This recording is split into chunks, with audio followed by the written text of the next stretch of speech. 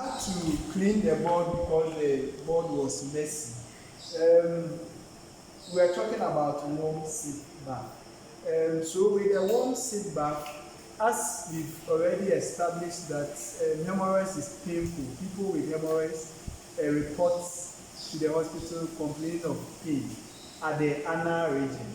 Right? So apart from administering prescribed analgesics to help to relieve the pain, this technique can also be performed when the person makes a lukewarm water and then sit in the lukewarm water. So it helps to sweeten the place and then relieves the pain that the person is going through. Right? So it can also be performed before the surgery is done.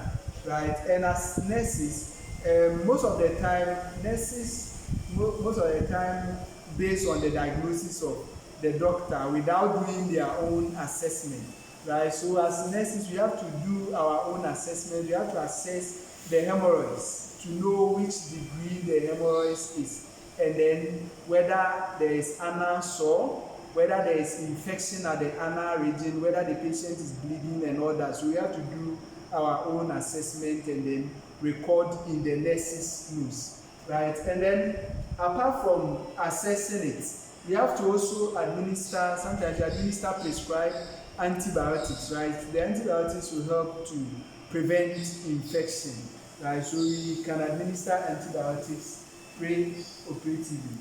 And then apart from that, we have to also monitor the labs of the patient. So if the HB is low, then it means that prescribed transfusion might be administered before the patient undergoes the surgery.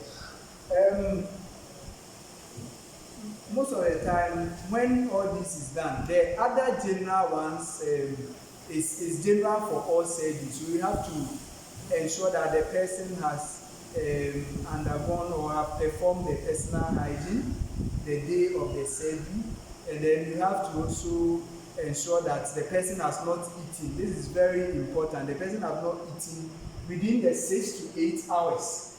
That is specified, right? So nail per us, nothing by mouth. So the person should not take anything within the 6 to 8 hours. But if it's emergency surgery where the person have to be taken to the theater immediately and then the patient have eaten, then sometimes NG2 might be passed to decompress the stomach, right? So NG2 could be passed and it will be connected to a bag, sometimes to drain the content, the gastric content, before the patient is taken to the theater, and where necessary, prescribed enema and laxatives may also be given. Right? So when all this is done and catheter is passed and all that, the patient is sent to the theater. So after the surgery, we also have our post-op nursing intervention. So we have to manage the patient after the surgery till the patient is discharged. Right? So the patient is discharged. As nurses, we are responsible for managing the patient till the patient is discharged home. Right? Most of the time, the patient will be sent to the intensive care unit after the surgery. Right? So with the intensive care unit, most of the time, the patient might be unconscious, right, or semi-conscious. So depending on the level of consciousness, you have to position the patient. Somebody with hemorrhoids, most of the time the patient is semi-conscious or conscious, because the hemorrhoids, the surgery was done at the anal region. It's expected that you don't put patient in supine, right, because it will put pressure on the anal region. So it's recommended that patient is placed on lateral or prone position with the head turned, right? So that will help to relieve pressure from the anal region and then relieve pain. And then you can also, like any other surgery, you can check the SpO2 of the patient, and then if the SpO2 is low, and where necessary, we administer oxygen. where patient is having mucus in the airway, the consciousness level is low, and patient cannot bring it out, then we have to suction where necessary. And then apart from suctioning, when you admit patients in bed, there's a possibility that patient can fall, so you have to raise your side views. And then patient from the theater most of the time feel cold, so you have to cover the patient to prevent the patient from feeling cold. And then our vital signs, after every surgery you have to monitor the vital signs, the temperature, the pulse, the respiration, the BP. Depending on the condition of the patient, you can do it every 15 minutes. If the patient is becoming stable, you can move to 30 minutes, 1 hourly, and then gradually to move to the normal 4 hourly vital signs checking.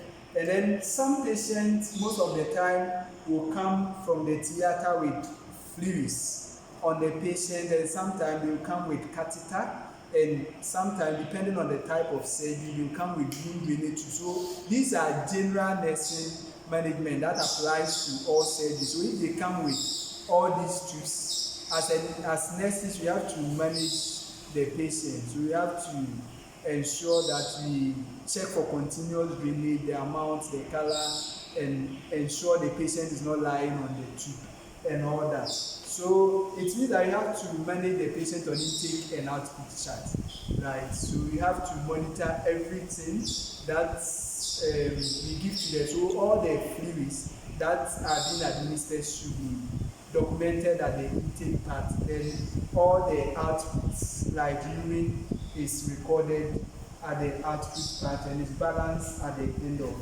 the 24 hours. But there are some specific responsibilities that are done for people who have undergone hemorrhoidectomy.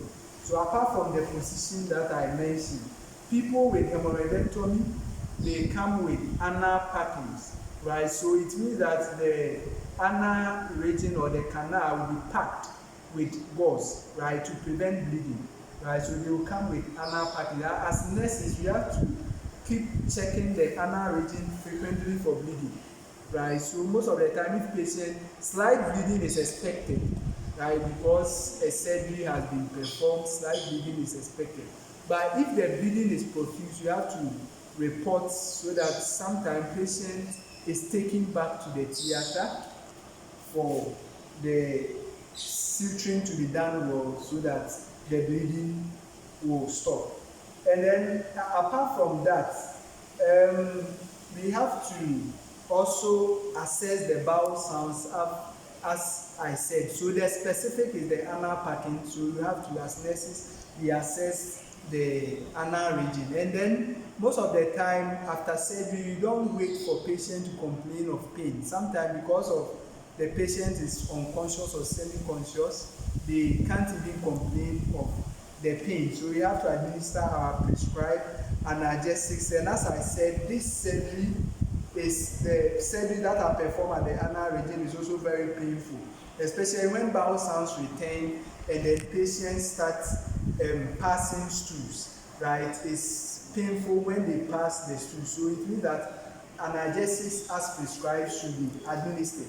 And then to prevent infection of the anal region, antibiotics as prescribed are also administered.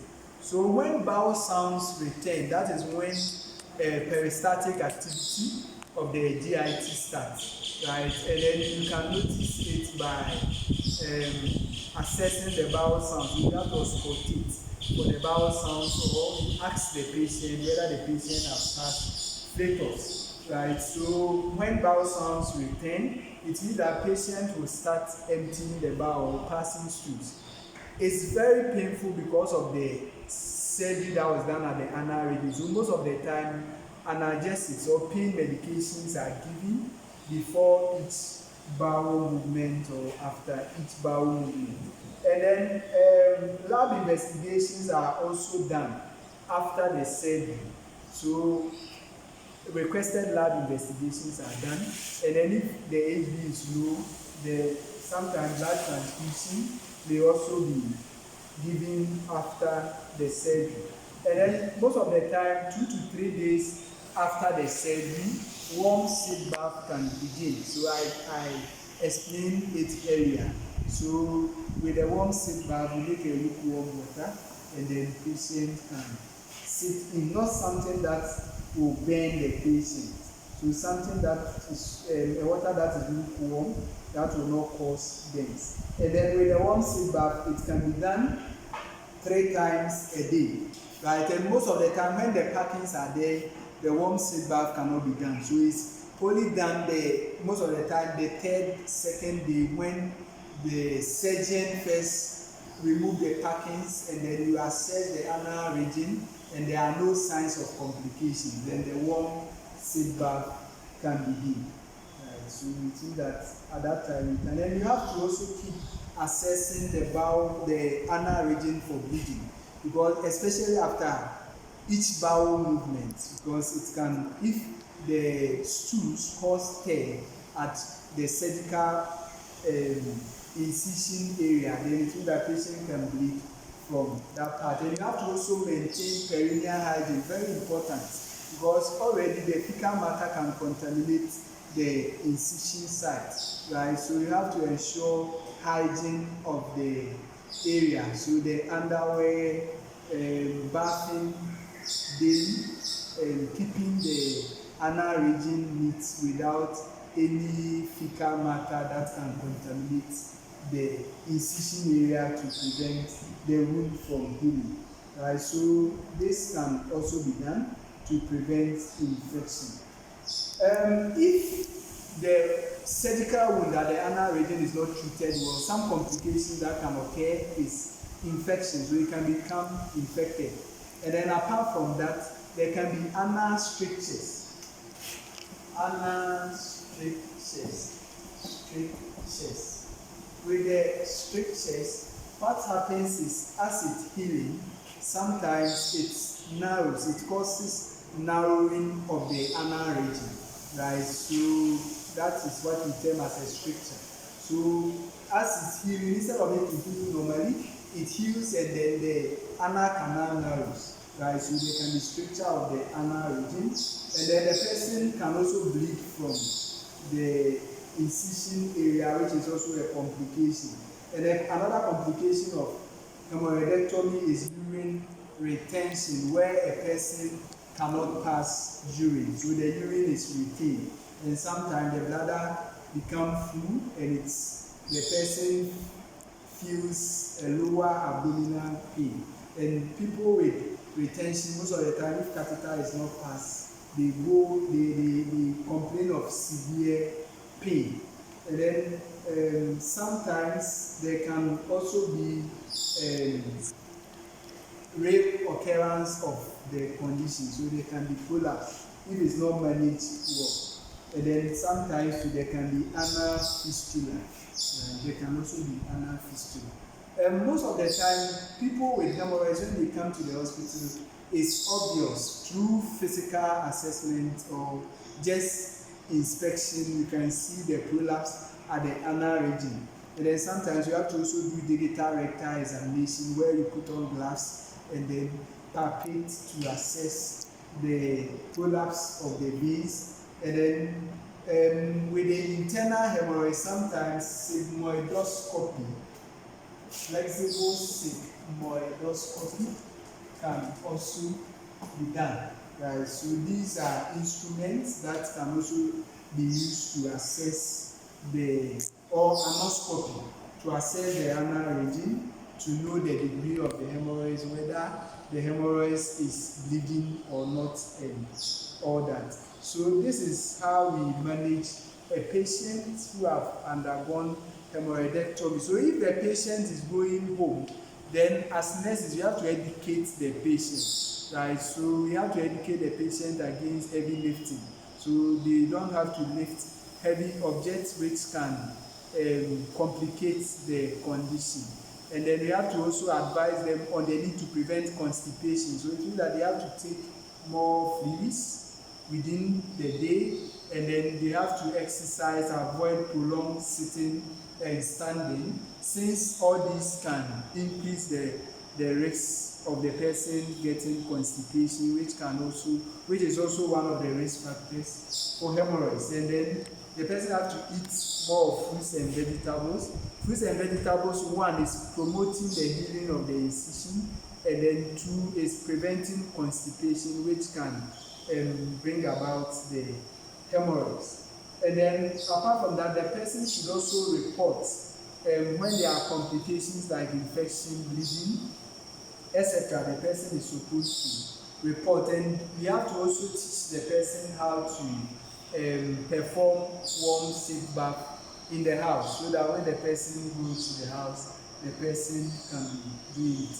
And then we have to also educate them on the need to take their medications or adhere to their medications that are prescribed. So the analgesics, so you have to tell them the reasons of those medications or the rationale why those medications have been prescribed. So it's to relieve the pain and then to prevent infection. So you tell them to adhere to the medication to prevent complications. And also when it's time for them to come to the hospital for dressing, they are supposed to come to the hospital for dressing. So these are done so that it will prevent complications. So this is all about hemorrhoids. And then about today's class. Let's prepare for our next class. The topic for our next class will be cholecystitis, and then chorelithiasis, and then pancreatitis. So let's read on it before we meet next week. See you.